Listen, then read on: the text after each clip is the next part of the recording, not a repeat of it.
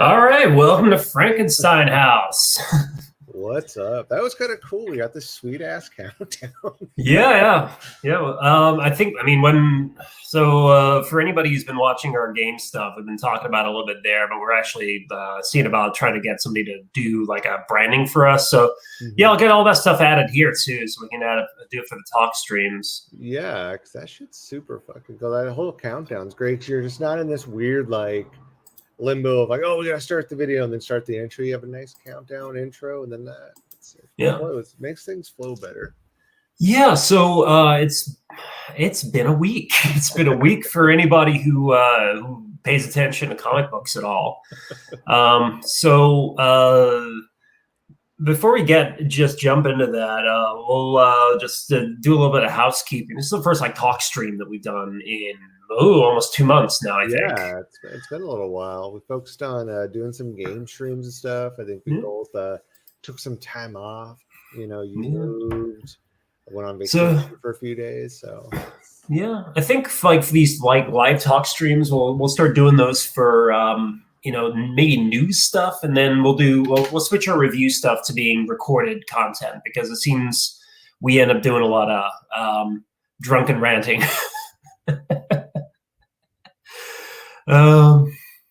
Yeah, you're on mute, dude. Nobody can hear you. the entire time. Was I on mute this entire fucking time? Like, what the shit? I unmuted myself. Wow, okay. Yeah. Was it on mute since we went live? Or? No. So it went mute as soon as I started talking about the basically when I started getting into us doing reviews recorded, you just went on mute suddenly, and then wow, I didn't even hit mute. What the fuck? That's weird. What if the spacebar mutes? No, it doesn't. So I wonder if I hit a button, but no. That sucks. I completely spaced off what I was going to say now because awesome mute. But yes, we'll start each review with just like half a bottle of tequila. When the tequila's gone, the review's done. Maybe we've not learned anything new about Batman. We've certainly learned some things about our own livers. Exactly. So yeah. This week, DC had a giant shakeup. It was just basically a thing that you started kind of hearing rumblings about it on Monday, and it kind of filtered into Tuesday, and then we all started kind of learning the actual extent of everything yesterday afternoon and today. So DC Comics had, I guess they were the not the only, but they're kind of one of the more notable casualties in a giant Warner Brothers shakeup, which has been apparently on the horizon for quite a while. Now that I actually did research for this episode rather than reading a comic and getting drunk, which is my normal modus operandi for this entire enterprise we have here. But yeah, so I put together a little timeline here.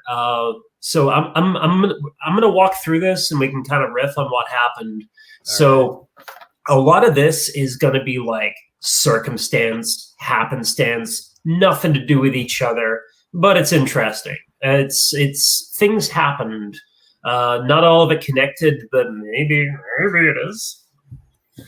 Okay. In June 2018, I mean, we could get back into like 1987 or something when Warner Brothers purchased DC Comics. But I think we're just going to operate off of the assumption that everyone knows the Warner Brothers, the company, and Warner Media specifically, owns DC Comics. That's why every Batman movie comes out from WB, from Warner Brothers. That's why all the sort of like Warner affiliated networks have Batman the Animated Series.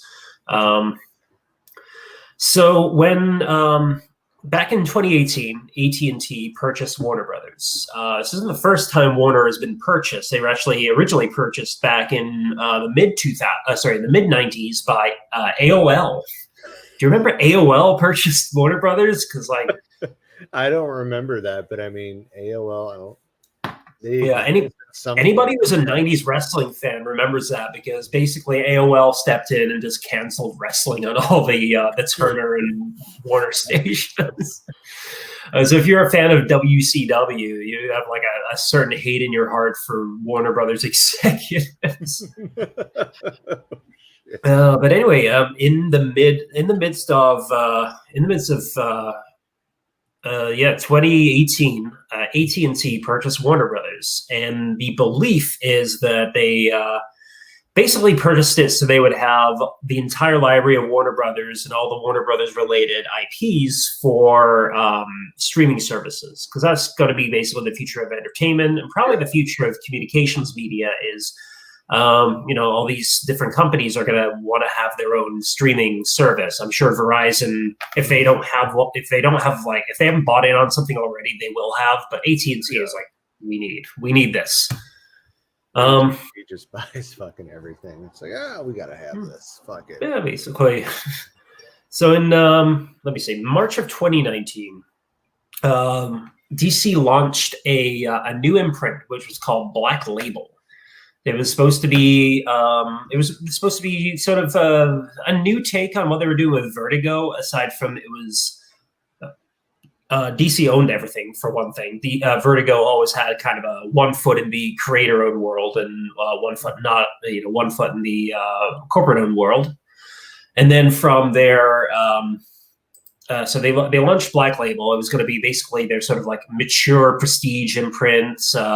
Everything was going to be published in a slightly larger format, so it fits in a little better with like hoity-toity European comics and things like that. They look bigger on your shelf. They bigger than equals more important. Of course, bigger just has a tremendous sense of value. But they, oh God, was that Black Books? You ever had a nice one? No, it was one where she had a big one and a tremendous sense of value. So from there, they got all these like incredibly talented creative teams working on all of these different products. One of them was going to be this book called Batman Damned. Brian Azzarello was writing it, who was the guy behind 100 Bullets, if you know that book. So a pretty cool crime comic. I need to add that to read now. Yeah, we could maybe do that on the stream at some point. It's not really horror, but it is crime, so it's kind of in the same world. Yeah, I mean, horror, crime, whatever. We make up our own rules. But they took the mature imprint thing quite seriously, and they had a panel in the first issue, I believe, of Batman Damned, where although you couldn't quite see it, you could make out the outline of Batman's dick. Oh, yeah, that's right. I remember that because that was a fucking big deal. You got to see Batman's dong. Yeah. So alarm bells rang all the way up the corporate chain, apparently. Whoa, Batman is only implied to have a penis. We're not supposed to physically see it. Yeah, I got a lot of things to tell you about 1969 Batman and Burt Ward's little underoos there. Yeah. Oh, poor Adam. It was quite the coming of age story for a lot of queer young men to see Burt Ward's. Burt Ward's is Burt Ward, right there. I remember reading that they were offering him to get a reduction, or they were really just fucking with him on it. Man, it sucks to be. Well, it doesn't suck to be Burt Ward, but at the having everybody being like, you gotta tone down your dick, bro. Fuck. So run the chat here, and we got our first comment here, and I'll display this because this is actually going to be relevant to what we talk about here. So here we go. Feel like the only DC characters that matter today are Batman and Superman. Look at Marvel and their diverse cast of heroes they have, and look at the success of the MCU. When I read comics today or watch DC stuff, it seems like there are only two characters who get any love are Batman and Superman. I'm not sure why that is. We're going to get into that. I would throw Wonder Woman into that, but only because they're really trying with Wonder Woman. The thing with this comment here, with wanting DC to be like the MCU, is DC makes the best animated superhero stuff ever. Like DC's animated stuff is on par with like Marvel's live action stuff. It's amazing. Like I saw Greg the other day. I went through and watched the Harley Quinn, like, and I thought it was amazing. Like all their live action, or not the animated movies, the series are always super great. I just can't ever see DC just securing anybody that's really good to translate it to live action. I think they either try to they think too much about what they want to do to upstage Marvel, and they end up making like a Zack Snyder-esque shit show and nobody enjoys it. Or they just I don't think they secure like good writers, which sucks because whoever's writing and directing these animated stuff should be doing these live action stuff. Yeah. Like they're some great, amazing writers. Yeah. Yeah, we'll talk about that in a little bit because that's actually part of what it seems like this is going to turn into. But yeah, Dark Sage says, I want there to be a DCU just like the MCU, but I'm not sure DC could pull it off because outside of those two, what characters are being marketed or pushed? And yes, we'll talk about that because that's going to become a thing. I mean, like even their lesser known stuff, like Doom Patrol's a big fucking hit. Right I really love Doom Patrol. Doom Patrol is Umbrella Academy done right. Exactly. Like I like Umbrella Academy too. We just got done with season 2. I liked a lot, but Doom Patrol's amazing. Like, and that's the thing is like DC does great at the weird, quirky, like unknown stuff, but when they have to step up to the plate for anything that's big, like Batman, Superman, they always seem to like shit the bed on it somehow. Like even the Nolan Batmans. Besides, like, you know, the second one, which everybody loves because, you know, Heath Ledger was amazing. But, like, the third one, like, became the world's biggest shit show. Yeah. So it's like, you know, I'm not a big fan of, oh, God, I just spaced on his name. Bale? Yeah, Bale. Yeah, Bale. Yeah, I thought he wasn't a great Batman. He wasn't a good Bruce Wayne. There's always, they always find, like, good Batmans and shitty Bruce Waynes or good Bruce Waynes and shitty Batmans. When we all know Michael Keaton was the best of the both, you know? Yeah. All right. So, let me just finish up on the Black Label problem. All right. So not only did the corporate wave come down on Batman Damned, so I think like all of those have now been pulped. If they do any reprints, that panel's out of there. It's completely censored. Like it's gone. Whoever owns the original issues, you're probably sitting on some money. Oh yeah, I'm sure. Like, maybe at the end of this, we'll look on eBay and see who's selling them and for how much. We should get in on this. We got to own comics with Batman Wayne. We got to preserve history. Yeah, it belongs in a museum.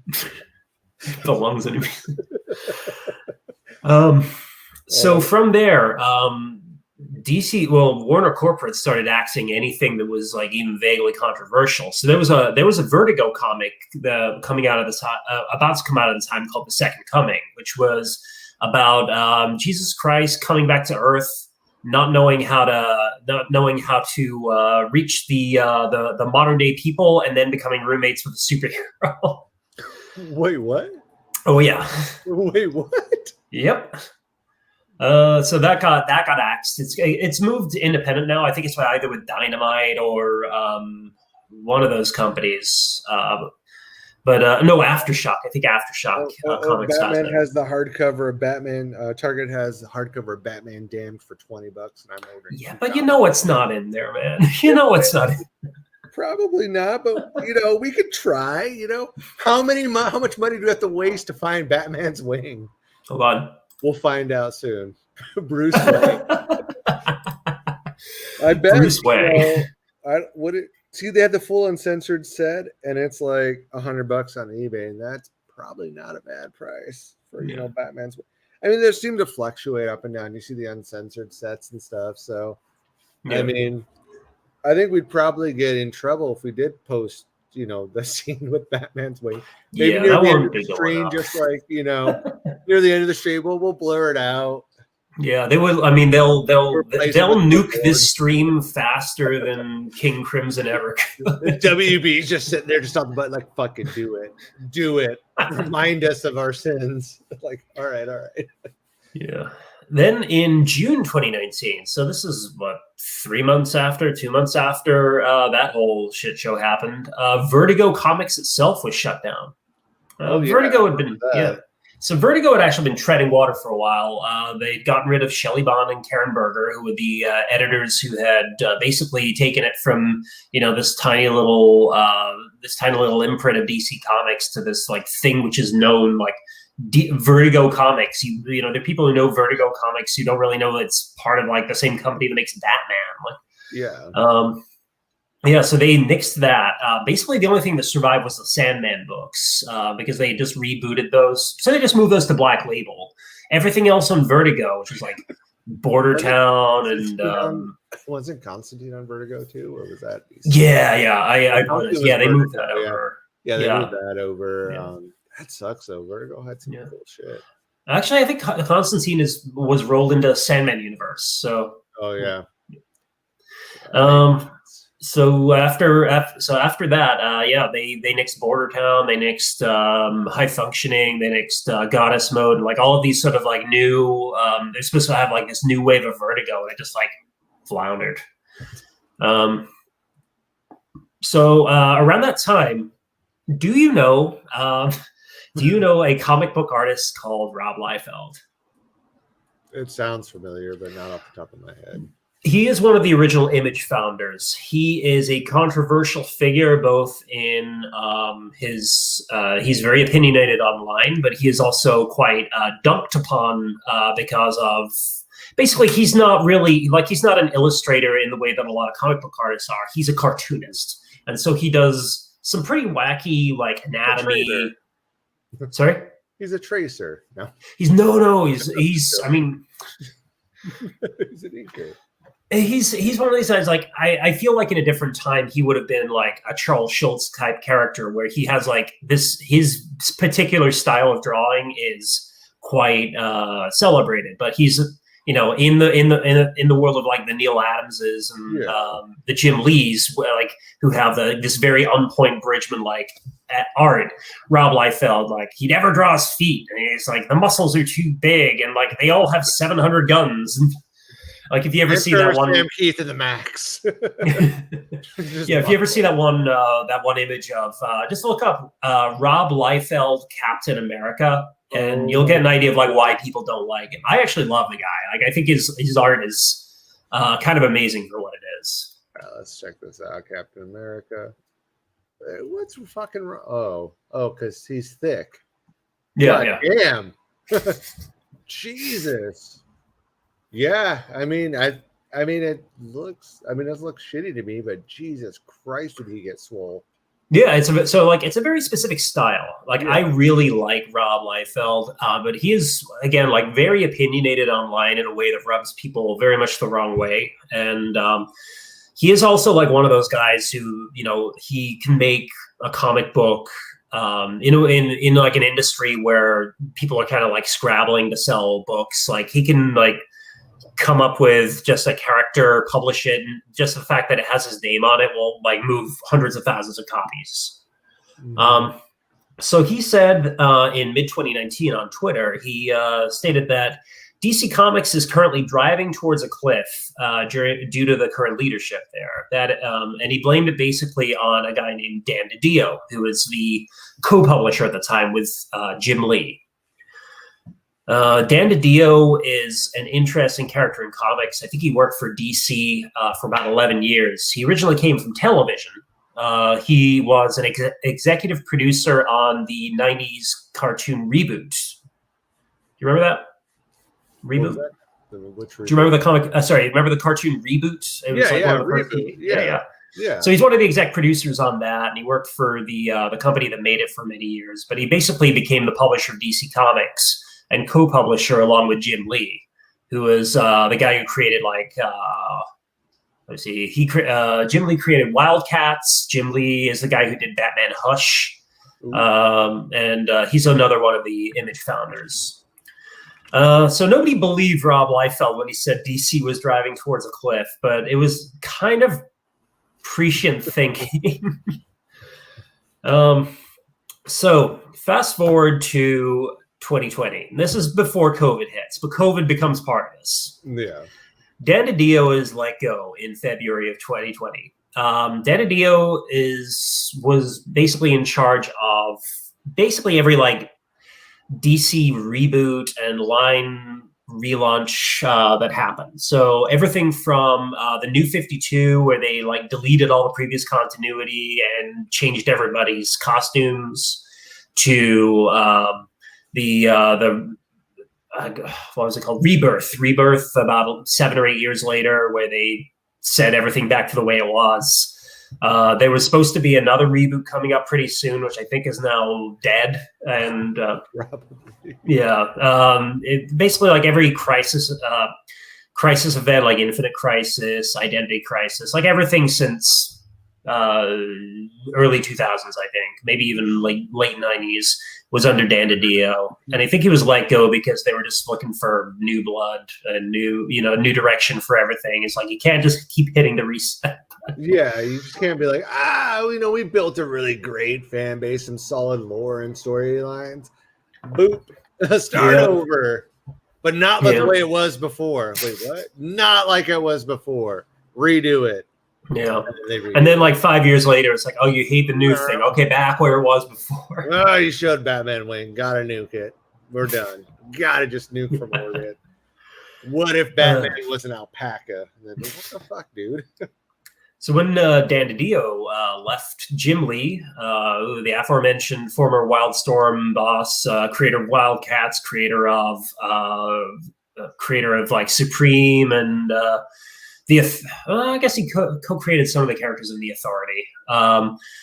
Basically took over as sole publisher of DC Comics. So he was just kind of responsible for kind of like line initiatives. If we're going to be doing an event this month, he's kind of the person working with everybody to plan it out.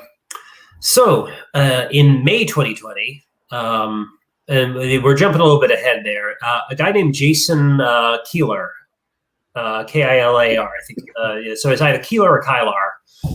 He's one of the co-founders of Hulu. He was installed as the CEO of Warner Media. Mm-hmm. This guy will be very relevant in a moment. Oh. All right. So March, April 2020, COVID hits, which I think we're allowed to say now. I haven't gotten any notice because I've said it like 3 times and I haven't gotten any notice where our stream's been killed. So I'm going to say we can. No. It's called The Event. Yeah, the happening. The happening. There it is. That's what it's called. So in the comic book industry, for the most part, there was really only one distribution company. The name was Diamond Distribution. They were a monopoly, effectively, just because they outlasted everybody else. It was less a situation of they were brutal in trying to buy everybody out, and more sort of nobody else could figure out how to make profits work, and they just ended up buying everybody out. They went to we just have to point out again if we get too much scare. Yeah. So Diamond stopped being able to distribute.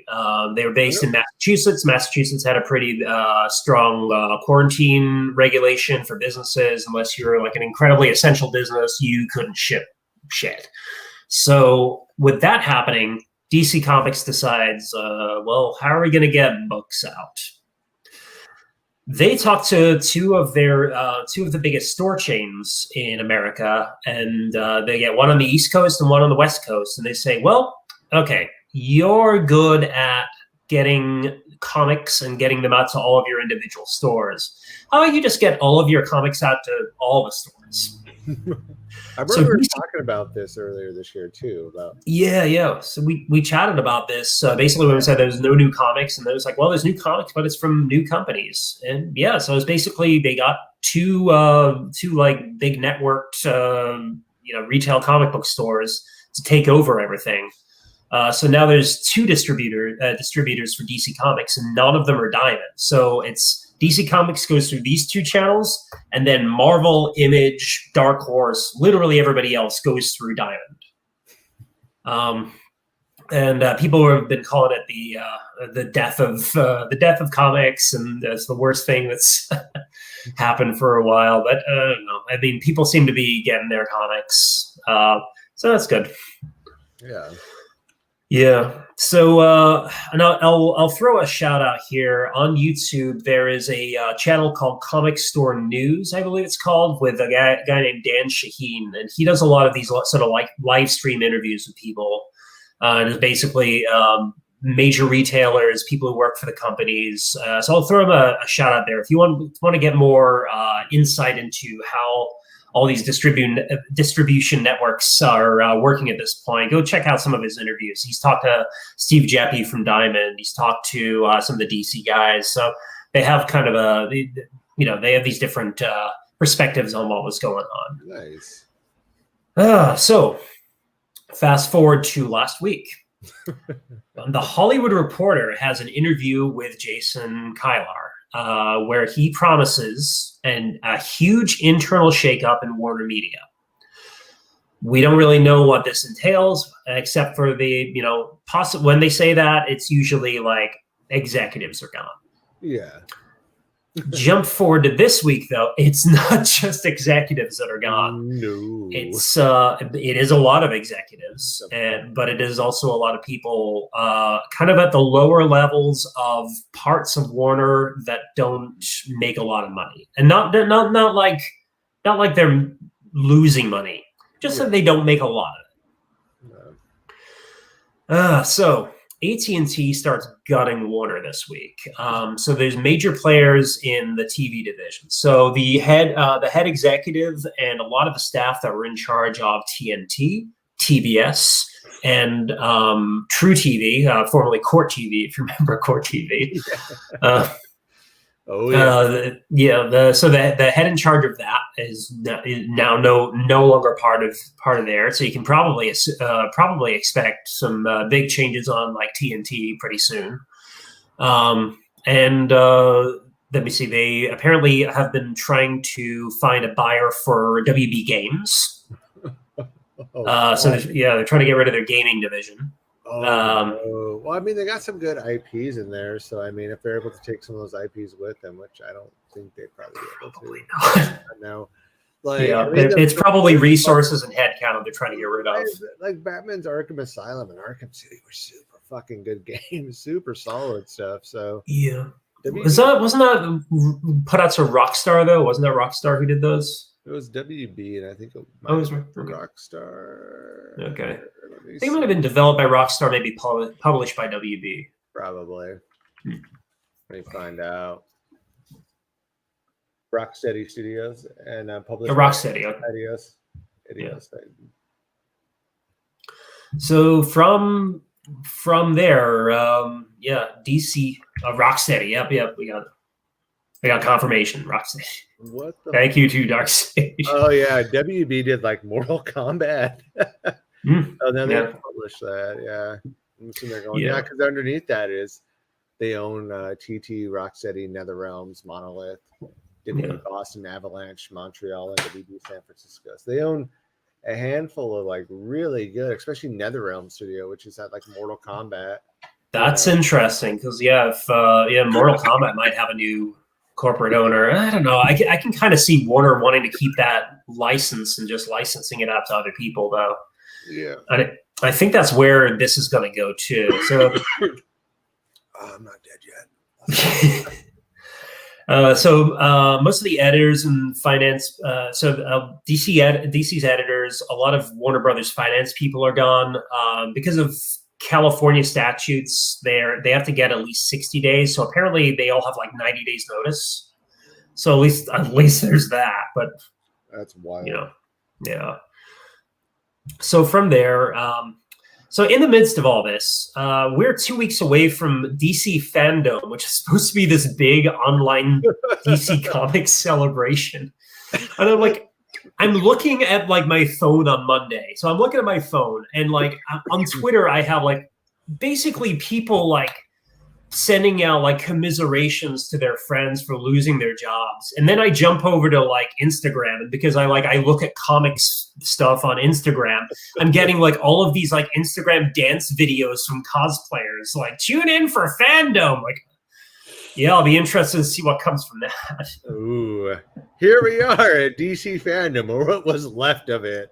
Yeah. Now known as Carl's Jr. Bonanza. So I yeah, so there's been a bunch of articles about this.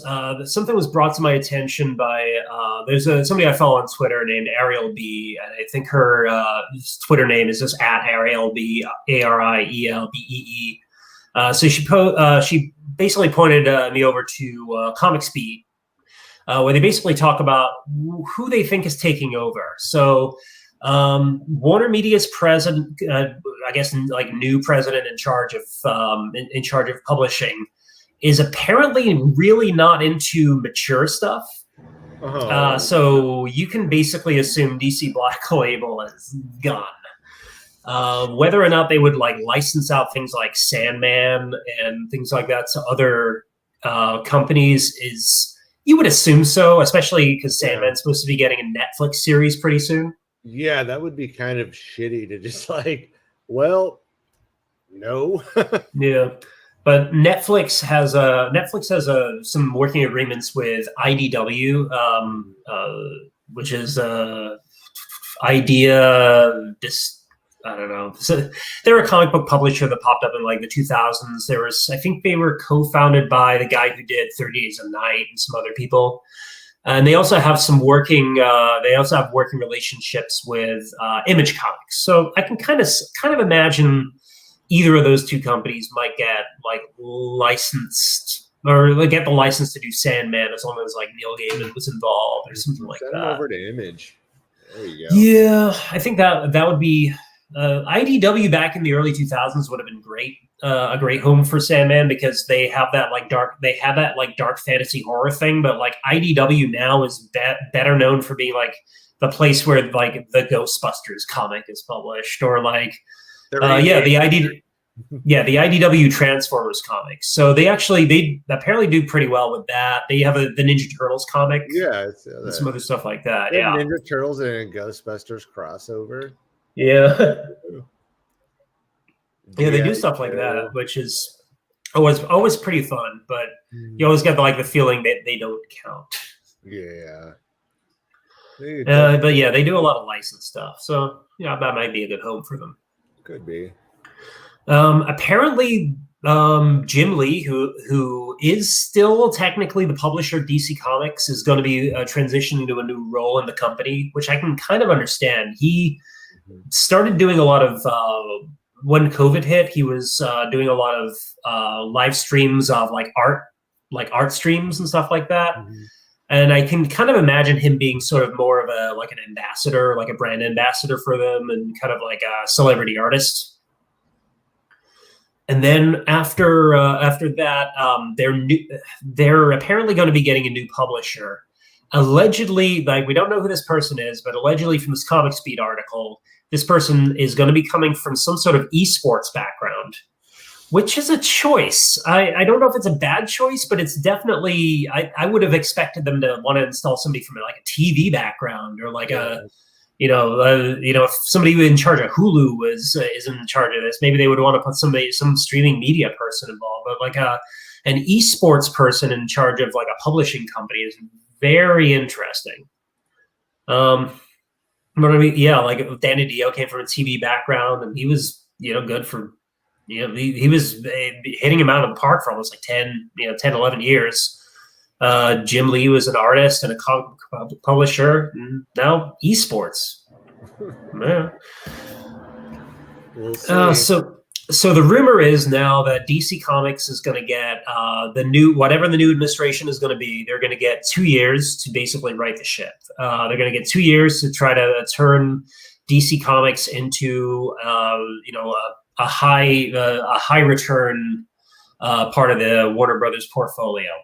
My assumption is that we are going to get nothing but, like Darkseid said in the comments, Batman and Superman as far as the eye can see. Just Batman's all the way down.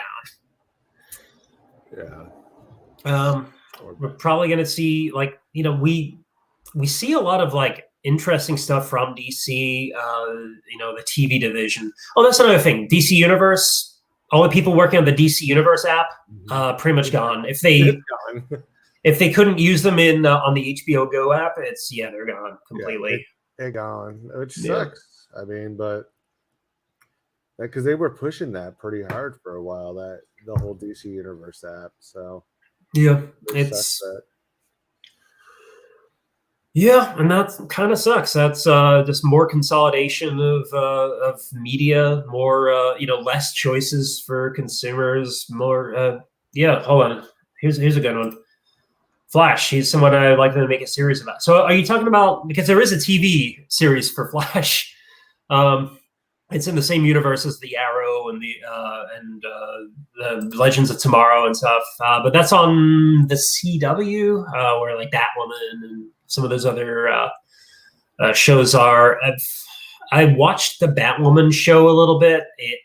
Didn't. It wasn't very good, in my opinion. I watched some of the other stuff, like I watched the Flash and the Legends of Tomorrow. It seems very Power Rangers to me, and like not in the like the nostalgia for my childhood thing, like trying to watch Power Rangers now as a 37-year-old man kind of thing. I made that mistake when they first put the old episodes on Netflix like forever ago. And oh shit, Power Rangers on there. Watched the first episode, I was like, holy shit. Wow, I can't do this. Even if trying to watch this ironically, I just can't make it through these episodes. God. Yeah. But yeah, I'm not really a big fan of the CW DC shows, but the DC Universe ones were good. I haven't seen Swamp Thing. I'm considering trying to have my. I thought Swamp Thing got axed. There you Yeah, go. but they got a first season out of that. Did they? Yeah. I didn't know that. I thought they like axed it before that came out. I'm gonna have to look for that season then. Yeah, it's full on there. I heard Yeah, it was like really good, or had the potential to be really good, and then they just like axed it. Yeah, I'm curious what it runs like, because apparently the first season ends with the anatomy lesson, like the Alan Moore, I guess the first real Alan Moore story on Swamp Thing. So I'm curious what that ends up looking like. Yeah. And like some of the other stuff in like the DC world, like Sandman is going to be on Netflix, not on HBO Go, which is really weird because Sandman is so looped into DC continuity. Like the first couple of books, they had Doctor Destiny and the Scarecrow from Batman in there. They had the Martian Manhunter was in it. They had Scott Free from the New Gods. Mr. Miracle, like they had like all of these like DC characters, and I'm assuming like if they're jumping over to Netflix, they're not going to be able to use them. Yeah,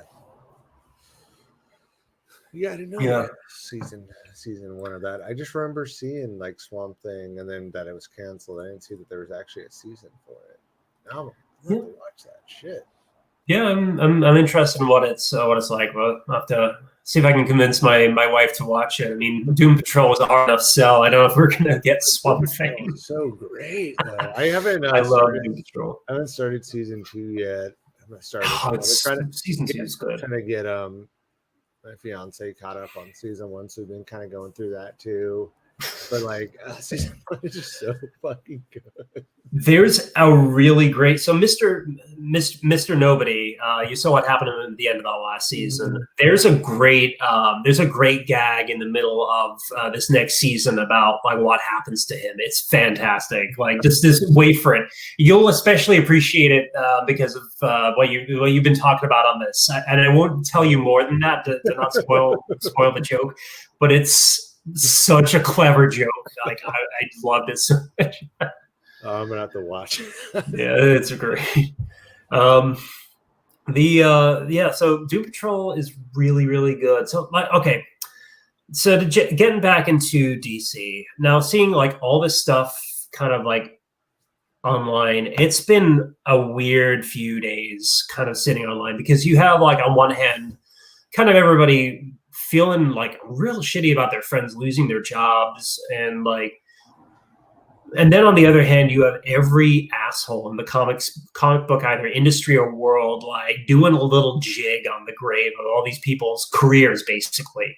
And like that is infuriating me. Like that, I feel like really, really mad about like, haha, all these editors who put out books I don't like. Haha, they can't pay their bills. I hate it. I really fucking hate it. That's pretty shitty. Where's this? Are we not live on Twitch with this? I don't see us as live on there. I was just checking the Twitch screen. Yeah, it seems like all the comments are coming from Twitch. Yeah, so I'm curious because I was like, oh, cool. Let me see, because I know there's a couple times when we streamed that I'd missed some comments, but I'm like going to our page and I'm not seeing us live like at all. No, this is weird. I don't know where the hell are you guys watching this at? Because why am I not seeing it on my app? We're live. Apparently we are. Yeah, I guess. I just don't. Hold on. Okay. Weird. Yeah, well, there you go. But I don't know, like with mine, like it just doesn't show us live. It just shows. It's weird. Refresh your app. See if you can refresh your app. Oh yeah, let me try. Oh no, Inception. No. Let's see. Refresh your app. See if you refresh. I'm viewing it from my other account, my personal Twitch account, and I don't see anything. Wow. Yeah. You can just go to hell.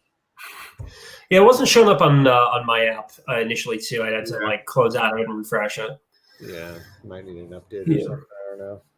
Anyway, yeah. All of our comments are coming from Twitch. I don't know how many. I was going to check to see how many viewers we had. Yeah, we bounce between. We've been bouncing like we seem to have one right now, but we've been bouncing between like the 1, 7, 15. Like nice. Nice. Yeah, just people stopping by, come hang out, chat about comics. What we're doing. Yeah, it's like, is there so coming from that, I mean, I can kind of see a world in which like DC Comics isn't publishing their own comics. So like they have to keep so from what I understand, they have to keep certain things in print to be able to keep the rights. Apparently, Watchmen is one of them. They actually, literally, they have to continue publishing Watchmen to keep the rights to Watchmen. Oh no! So it was built into Alan Moore's contract back in the they're just laughing at this news.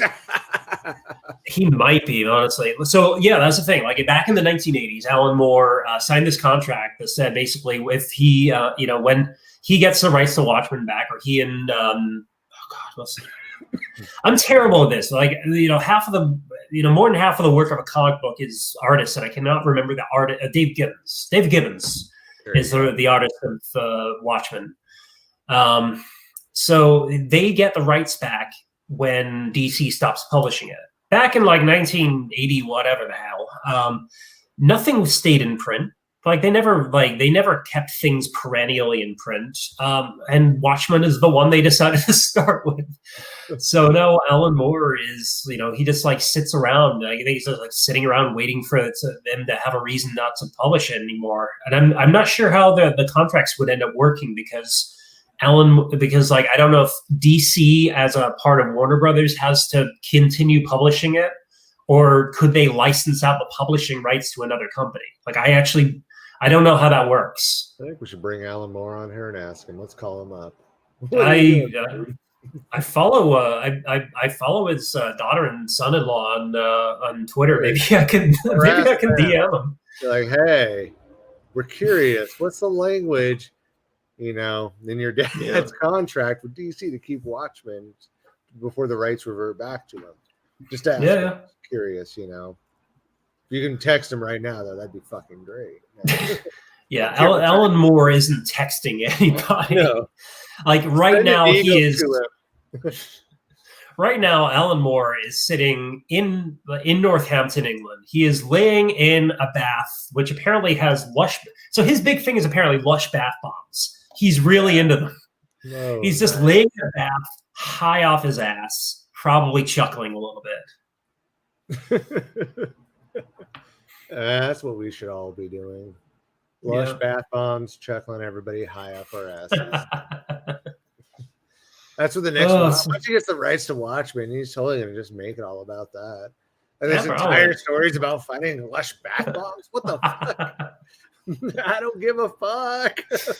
Oh yeah. So I'm kind of anticipating DC Comics probably moving into a more license-based system. They'll probably keep publishing things to a certain extent, but they'll probably move into more of a TV model where they'll hire a studio to, write and draw the comic book, and then they'll just print it and publish it. There you go. That's probably what it's going to be, which is, I guess maybe what needs to happen in the year 2020. Honestly, they should be doing more things like, do you know Line Webtoons? Who? So Line is a Korean company, I believe. I think they're owned by Tencent or one of those sort of like larger conglomerates. But so Line Webtoons is basically it's like Tapas. It's basically web comics, but they're specifically formatted to fit like the scroll on your phone. Oh yeah. No, I've seen these. Yeah. The fact that like DC Comics, Marvel Comics, like any of these larger like comic book companies have not figured out that that's a format that people freaking like. Yeah. Like, how have they not started publishing things in that format? Like, you have the Comixology thing, which is nice. Like, you tap, you zoom in, you scroll. Like, you need like an iPad. Like on my phone, like that's why I went and got my iPad. So I'm like, it's not working on my phone. I need to get an iPad for this. And iPad, it's great, but like I like to be able to just be on my phone, like have shit formatted to it. Yeah.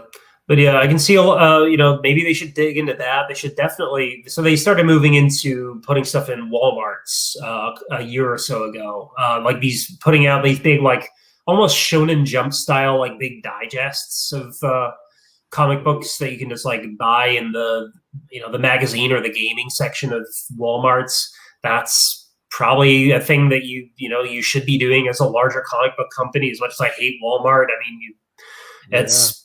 I mean, that's gonna get more people who wouldn't go to a comic book store or don't have a comic book store handy to them.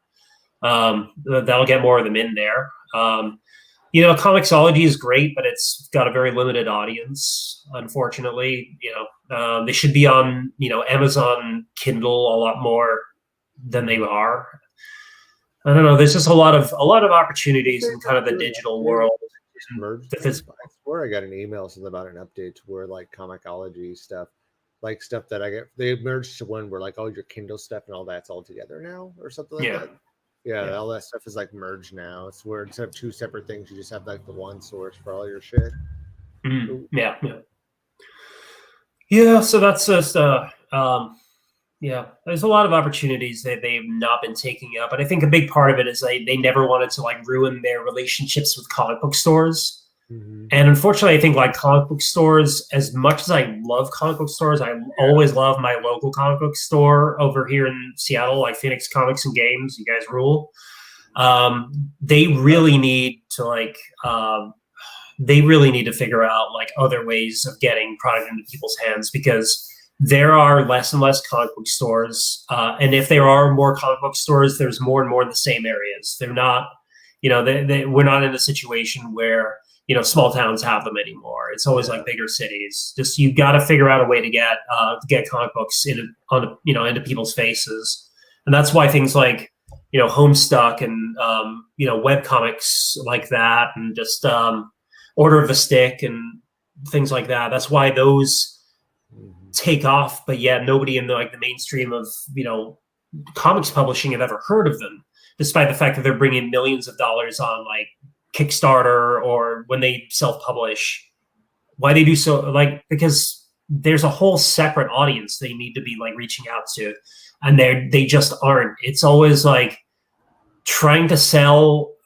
They don't try to sell indie to indie. They try to sell indie to mainstreamer, and mainstream comic book people don't want indie, and indie people don't want mainstream. Well, it sucks because like a lot of comic book stores are just rapidly closed. I mean, just even with COVID, but even before, like comic book stores are closed. Like the one I really liked was like the Dreaming that was up here in U District, or where we actually met at.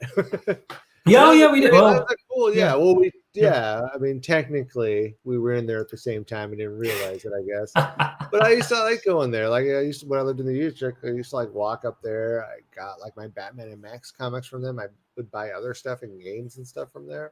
I like Yeah. those like little comic book shops, little game area, bunch of comics. It's fun. It was really sad when I got the news that they were closing down. It's like, Yeah, just because of COVID, Comics Dungeon in Wallingford just closed. oh no. They said they're going out of business sale, and they're a nonprofit. They were considered a nonprofit because they're working with schools to get graphic novels into school libraries and shit. But they couldn't even keep the doors open during COVID, or they couldn't even keep being profitable. It's freaking crazy. But hold on, I got a comment here. Where's my cursor? Here we are. So Hastings was a thing. That was a great way to get comics in communities that don't singular comic book shops. They even had awesome variant covers for a lot of titles. So I don't know Hastings. Do you know Hastings? Yeah. Hastings is it was like a entertainment retail chain over in Eastern Washington. It never came up to Seattle. Eastern Washington and Idaho, and they might have had elsewhere. Basically, it was like a I'm trying to think of an equivalent up here that I can compare it to, but I don't think I can. Basically, you had like movies you could rent. You had like, they also sold games. They sold like comics, trading cards, like music, vinyl. Basically, a giant entertainment store that you can go into and just get stuff. But they did have like a decent comic book section. They would get those really awesome variant covers. They actually got awesome variant stuff for vinyl too. Like I got Korn's issues on vinyl, and it was in a limited edition, like translucent, like yellow or some shit that was only sold there. And I got a couple. I actually got a handful of really good. Like when Hastings closed, I'd go and hit up just for the vinyl. I picked up like some Boris records and some like really cool random, like for super cheap, and other really cool random bands that I hadn't heard. That I was like, $5, $3, sure, I'll grab it. And so like, I used to spend a lot of time there when I was younger. But yeah, they'd have like comic book days, they'd have game nights, stuff like that. So it's like a Blockbuster, but way more added to it in a way, I guess. That's awesome. It's that's really cool. That was a thing. Hold on, we have. Oh yeah, they had like Deadpool. Sweet Deadpool. They did. Like, that's Deadpool awesome. Had, like a cool, like I think just that comic special had like a thing with Hastings, so it would always put out all these different variants and stuff of it too. Yeah. So yeah, from oh god, in Florida we had my local comic book store was Wonder Water, which was they really tried to be like we're a baseball card store that sells comic books, but just at some point they had to give that up. Yeah, it's like that. Yeah, the time of baseball cards has passed. Like over in where is it at? Over in Federal Way. It was a few years ago. I remember going there when I was still playing Magic, and I don't play Magic really anymore. But when I remember going there to go like hunt down cards, and they were like baseball cards, some comics, and then some Magic cards. I'm like, who the fuck buys baseball cards anymore? Like, do they retain? And they don't. I don't believe they retain the value that those Magic stock bearer bonds did. It's like nerd stocks basically. Yeah. This piece of fucking cardboard, $10,000, easy. It's ridiculous. Yeah, I know. So I know Phoenix Comics and Games on Capitol Hill. Their main stock and trade is Magic, and I guess some other RPG type stuff, tabletop stuff.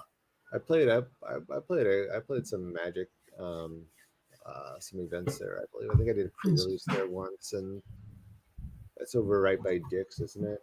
Capitol. It's a couple doors down that area. Yeah, I really dug that place. When the COVID is over, and if it's still around, you said they were closing, right?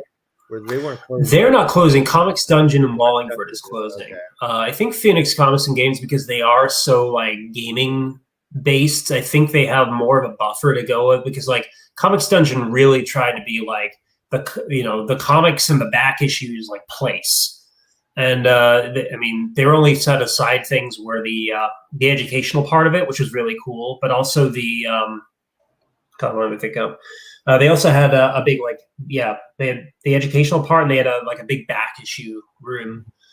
And yeah, I guess just not being able to have foot traffic just killed them. Just killed them dead. I don't think I ever went to Comics Dungeon. I'm pretty pissed now. I really should have gone.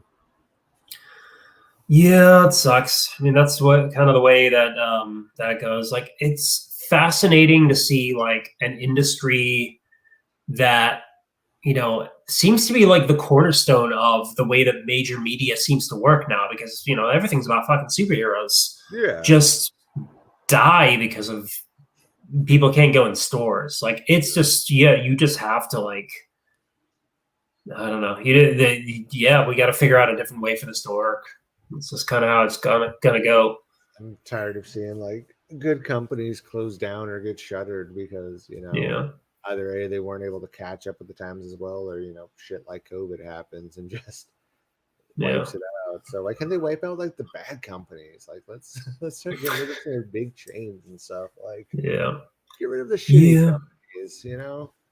Yeah, I think like somewhere down the line, I think the especially like indie comics companies kind of have to start working more like punk and metal record labels work, where you're not just like a publisher, you're a curator of a certain style. Like you saw those Gore Street comics that I got in the mail a few weeks back, right, on Instagram.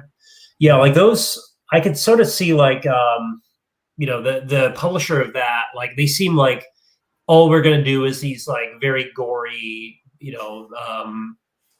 like anthology horror comics. Like that's perfect, because like you make one thing, you do it really well, you put that out, you can kind of build your brand around that. The idea of like, there's a lot of companies that really want to be, we're trying to do like all these like creator owned things, but then we're going to like buy all these licenses to like media properties. Or like, hey, if you really want a Big Trouble in Little China comic, you can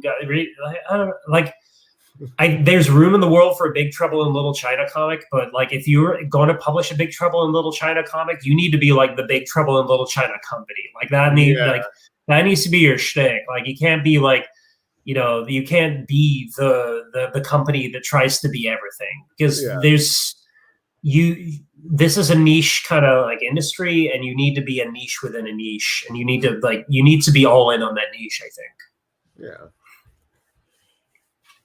Yeah, it'd be weird to just branch yourself out that much. We're gonna do this, then we're gonna do that, and this. Like, there's anyone out there, just go start your own comic book company.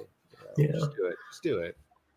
And that was the thing. Like, so like Dark Horse is kind of reeling right now because they've lost all their licenses. So like Dark Horse is the company that they started out. They published Hellboy. They published Sin City. They published Ghost. They published The Mask before that was a movie. Like that. Like this was like the Concrete. This was just like the little company that could. Like they did like mature comics and they survived in an industry that was like Marvel and DC. And then what did they do? Like, okay, we're going to buy the Star Wars license, and we're going to get the Conan the Barbarian license, and this license and that license. And it's just becomes a situation of like, you're not making the things that you made before, because you're now making all of these like spin-off products for other companies. And the minute that like Star Wars got purchased by Disney, Marvel Comics makes Star Wars comics now. The Conan the Barbarian license got purchased by Disney. Marvel Comics makes Conan the Barbarian comics now. Like it's like, I don't know. It's like, I feel like these companies sold out, but I like selling out is so cynical. I think they really committed to like being this like license. We're gonna do really cool things with these licenses. Now they had the Aliens and Predator license for 15 years, 16 years, something like that. They just lost them to Marvel again. Oh my god! It's like you should have been spending that 15 or 16 years making your own your own Aliens, your own Predator like franchise. Yeah. But nope, let's just make ones that already exist and get them taken away. Awesome. Yeah. Anyway, that's where comics is. How are you doing? I'm doing all right. Just trying to navigate all this wild bullshit in life.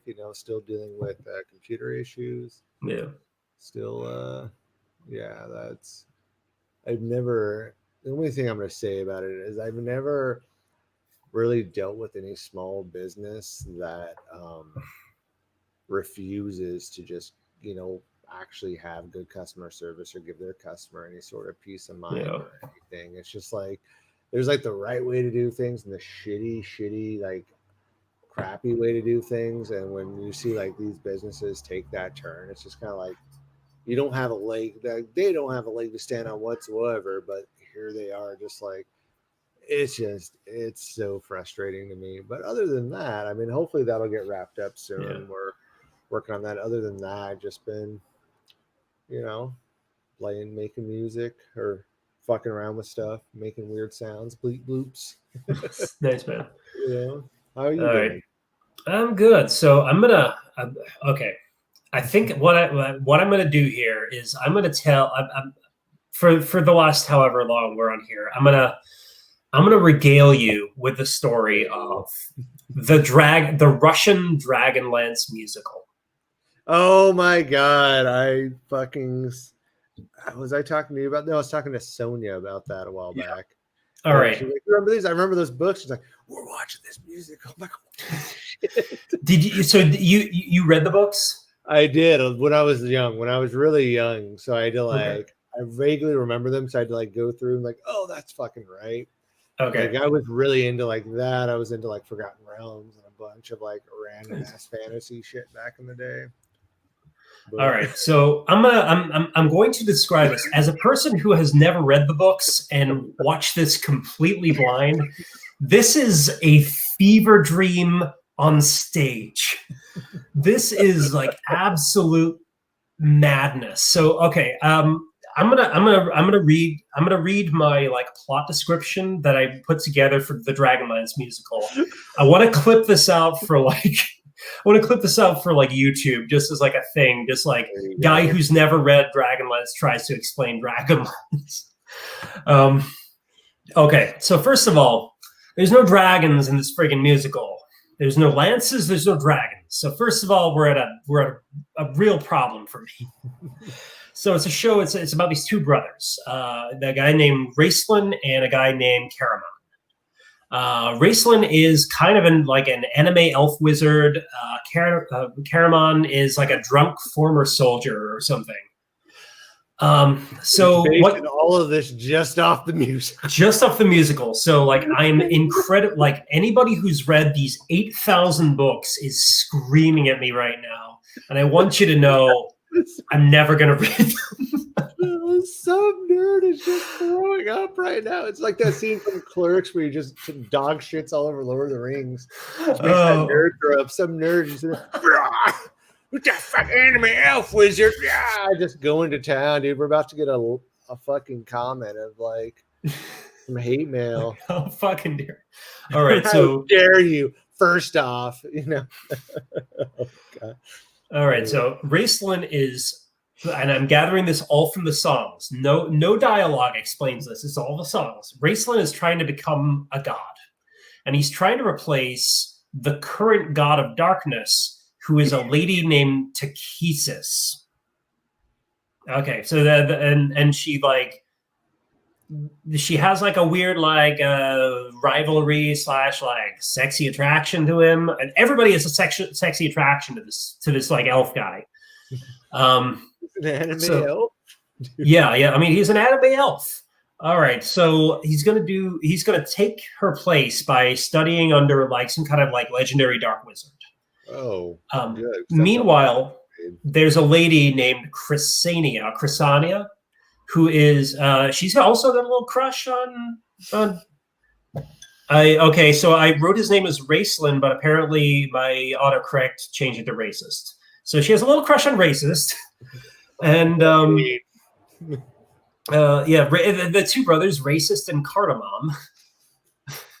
So she has a crush on Raceland. She decides to try to stop him from studying under the Dark Wizard and replacing the God of Darkness. So she tries to get his brother to help her stop him. She finds his brother chugging pints in like an Irish pub somewhere. Everyone's doing like little jig dances. There's something called a Feldwarf that is just like a guy stooping down while wearing a cloak. It's a whole situation. Hold on. Oh my god. Okay. So they're trying to make him not become full evil. So they travel to a city called Istar. Apparently, in the books, time travel is involved in this. This was explained to me. There's time travel involved in this. But in the at no point during this musical is time travel mentioned whatsoever. It's literally like they go to Istar, and they're there in Istar.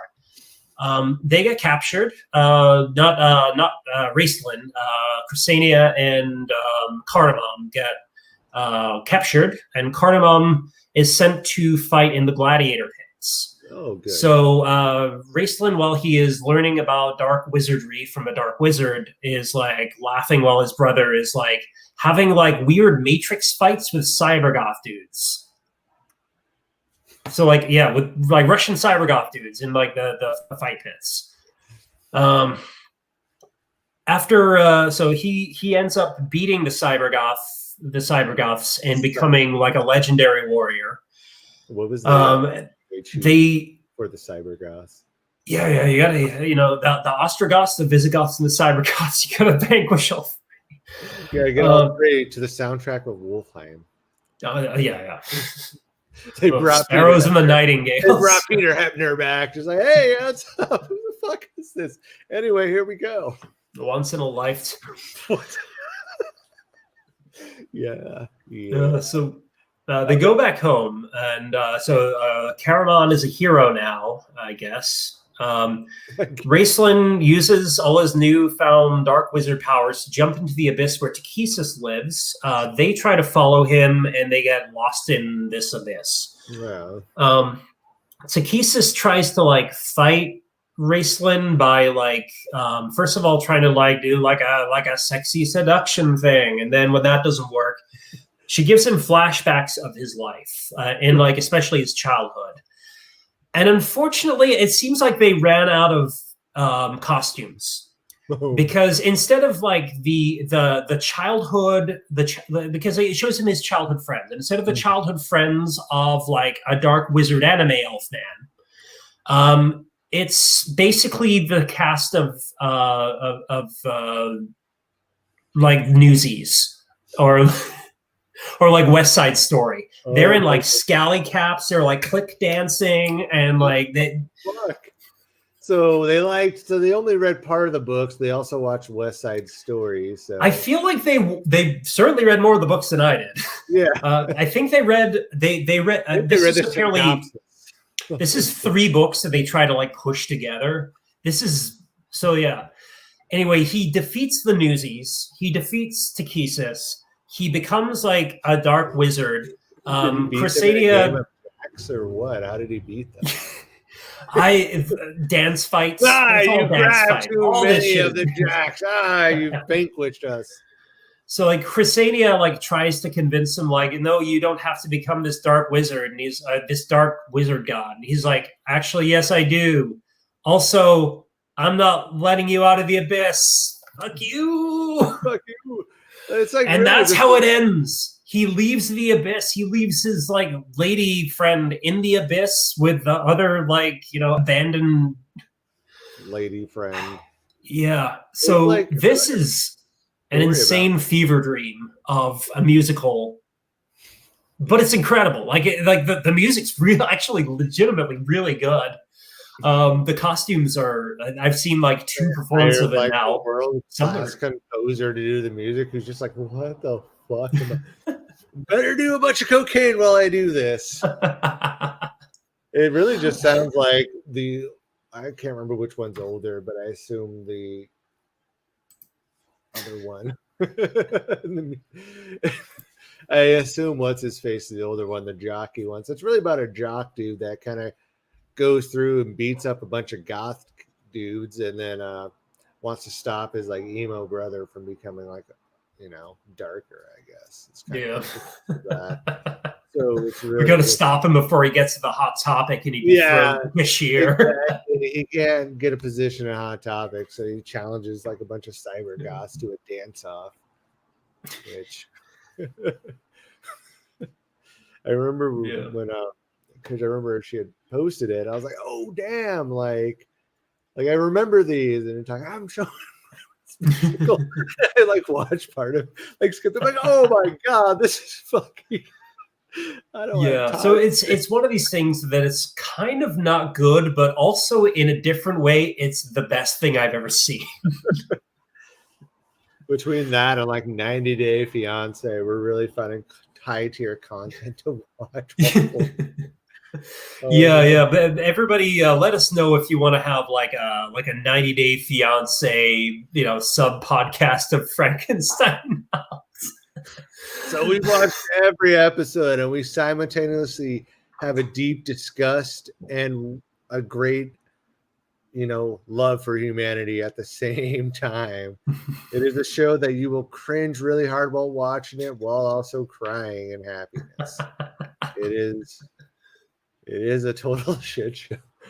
I remember because we started watching The Other Way, so we're watching them go to the overseas and stuff. And like most of this, I'm just like, I don't believe any of this is happening. But apparently it's real and it's wild and it's fucking. Have you gotten to Paul and Karina yet? I don't know where we're at in it. Yeah, so Paul. We started watching the original one. We haven't watched it. Okay. The Other Way is where Paul comes in. He's dating this lady named Karini from Brazil, and is that like the who is it? I'm trying to remember who the fuck was he? What did he look like? Look like so he's like a weird skinny dude with a weird beard, and he's the guy who has like emotional meltdowns all the time, and he runs into the woods. What was his name again? Paul Paul and Karini, which I think is Karine. Let's see. Courtney's saying we watch him. That fucking dude. Like her mom is like, why is he yelling in the dog's house? To be fair, she was like super fucking like I like I watch these in random spurts because I'd be like doing stuff on my computer and we'd sit down and watch some of them. And I just remember like with her because the one that was like, got denied because he was a terrorist, and she was like talking to like other dudes or some shit, and just like it seems like you get two like really terrible people and try to put them together. There's like some of these where I'm just like, what the fuck? Like why are you even with this person? It doesn't make sense. Like they're such a dick. Yeah, so there's a lot of problems with those two right now. So he's like live streaming her like screaming at him, and apparently there's like a whole situation where like there may be domestic violence involved, but nobody knows what direction it's coming from, if not both. Violence edition, like here we go, live stream. It's like Cloverfield POV. Yeah, like they just like there was a lot of those were like pretty cool, and then some of them were like that one was like such a super problematic one where I'm just like, I don't think any of you are like really great people that should be together, but here we are. I'm really excited because Darcy and Stacy, the Silva twins, are getting their own spin-off, and they're just like, they're just the biggest like Lady Gaga shit show. I don't know if you've gotten to them yet. I got them. I don't think I've gotten to them. What? Yeah, they were on before the 90 Days, and then Happily Ever After. They're just. So they're like, apparently, like they were like MySpace scene kid, or at least like the sort of like the less tattooed MySpace scene kid girls grown up and just like let loose with like a plastic surgeon and a credit card. That's exactly what it looks like to me. Do they say RAR? Because that's going to be gross. I want to watch that. Yeah, I'm actually kind of amazed the entire show is not called Raw XD. Oh my god. Oh my god. But anyway, everyone should watch this show, 90 Day Fiance.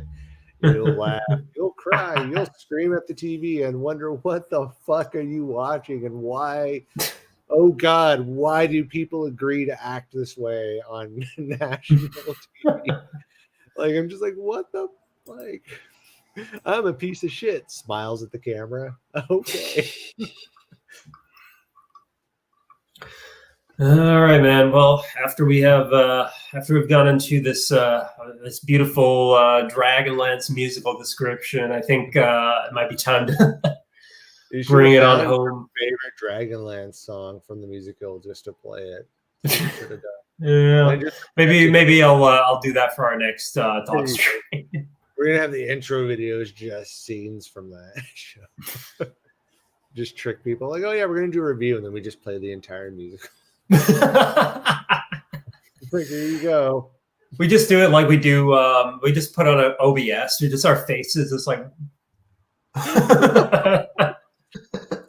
just us on mute though. Like just increasingly drunk the entire. Just get like, wow, they've gone through like an entire bottle of booze and they're just not stopping. Oh god, live reacts only.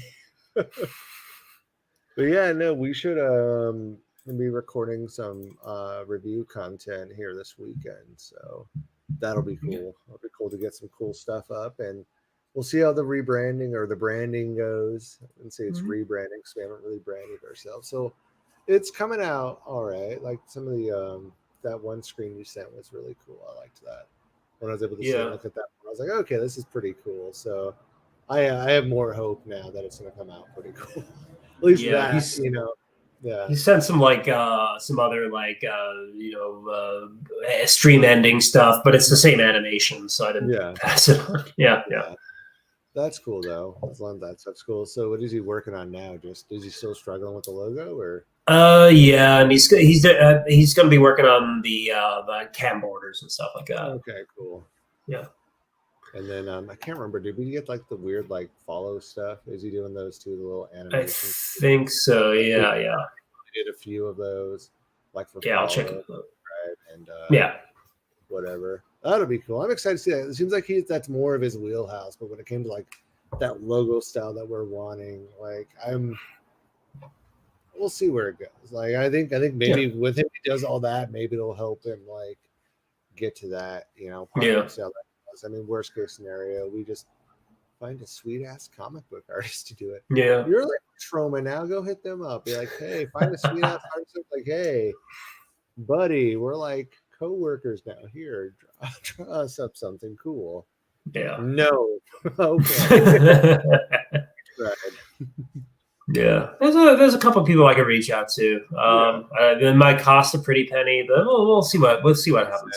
I reached out to my buddy. He seems to be working on it. So I'm curious to see what he comes up with. Like, he does some pretty interesting stuff. And that's his, like, wheelhouse is that, like, campy horror shit that, you know, he's really into all that. So I'm curious to see where that comes out. But, I mean, once we, like, we'll see where we go with it. If we have to go somewhere else, you know, we can. We'll figure it out. Get a sweet-ass drawing of Frank. I want to learn how to animate. We can make little animated shorts. I'm trying to learn Blender now, man. You are? Oh shit! Yeah. I'm gonna see how that goes. We'll see. It's one of those things. Like, you know what, I want to learn how to do all this shit myself, and I feel like I might have wasted like a lot of my life not knowing how to do all this shit. I think I can't draw for shit, but I've always wanted to like get into like animating just to like get the idea of it down to just do like animated stuff. Because that'd be kind of cool to do some really cool animated content. Yeah. There's apparently there's a tutorial I'm following right now on a website called CG Boost. Their like introduction to Blender thing is free. And then they have some they have some like character stuff and then some like animation stuff, which you do have to pay for, but it's not super expensive. But the stuff with like introduction to Blender, like it teaches you how to make some really nice looking like still models for free. So like I'm into that. You know, I want to learn Yeah, that. I want to learn yeah. the other stuff too, but I'll learn how to, it's just like how to make some apples on a table. It's like, all right, I want to make apples on a I'm table. gonna make Sure. some fucking apples. Hell yeah. We're gonna make an anime about apples now. Like as far as we got, it's all about apples. It's like a nod to the Killer Tomatoes, the '90s cartoon. Man, whatever. I can't remember if that was even a good show or not. I don't think it uh, was. I remember liking the cartoon, but Yeah, also I was like 12. So yeah. That's cool though. I'm checking out their website. That's cool to give like some free. Nice, nice. But yeah, no, that'd be cool to kind of. I'll sit around and try to develop more of my skills with that too. Start just making our own content yeah. instead of relying on Fiverr and Yeah, trying to get people sort of not only listen to what I say, but understand what I mean when I say it. Yeah, that's always the hardest Yeah. thing. Like that's what I liked with working with Fiverr when I was doing. I'm getting some logo stuff for that Discord I was in, doing like branding for that. Like I just remember it was just kind of I had one that just wasn't getting it. Would kept sending us like it looked like when you blow it up, it just looks so bad. And we're like, dude, this is not high res or anything. I sent you the high res. I'm like, no, you fucking and be like, and they would like bring up, okay, just fix these few things, we'll be happy. And they would like ignore all of that and just keep doing whatever they're doing. I'm like, what the fuck? So it's frustrating when you're trying to pay somebody to do cool stuff and don't listen. So or they don't get it. And that's even worse when they don't get it. Or like, I mean, the majority of Twitch designers really like they're stuck in like esports world. So Yeah. they these like tricolor 3D cartoons. So yeah, that's not really what we're looking for. No, I mean at least our from most part the overlay stuff looks like it's coming along together pretty well. But I don't know. Like I said, hopefully he pulls off that logo. If not, well, we'll see where we go from there. So I'm excited either way. Like it'd be pretty cool to get some legit Twitch stuff going. Yeah. All right. Before we shut this on down, anything you want to plug? Anything you want to tell people about aside from obviously check out our gaming shit? Yeah, check out all of our gaming stuff. We have fun with that. We played was it Medan or whatever? Yeah, Medan. Medan. Yeah. And that was really fun. I enjoyed that. Again, as I say all the time, if anyone has suggestions of games we should play, things you want us to see us do, just comment, send us a message. What are you wanting to do Saturday? I'm wondering. Let's either do something by Puppet Combo. So Puppet Combo is a guy who does like survival horror based off of 80s slasher movies. Let's either do a Puppet Combo game or let's do 5 Days of Stranger, which is an adventure game. 5 Days of Stranger. What's that one after that? That's a lot. That one's a lot more retro. Oh yeah. Oh yeah, that's right. I think we were talking about that the other day too. Yeah. We can do one of these. We'll figure it out by Saturday. I'm down for either or. So it sounds like the Puppet Combo games probably aren't that long. Are they in a similar style of those like really short ones we're playing, or are they actually a decent length? I think they're shorter, but I think they're also like I think the difficulties kind of ramped up. Like those are like straight up survival horror. You have no weapon kind of stuff. Oh, nice.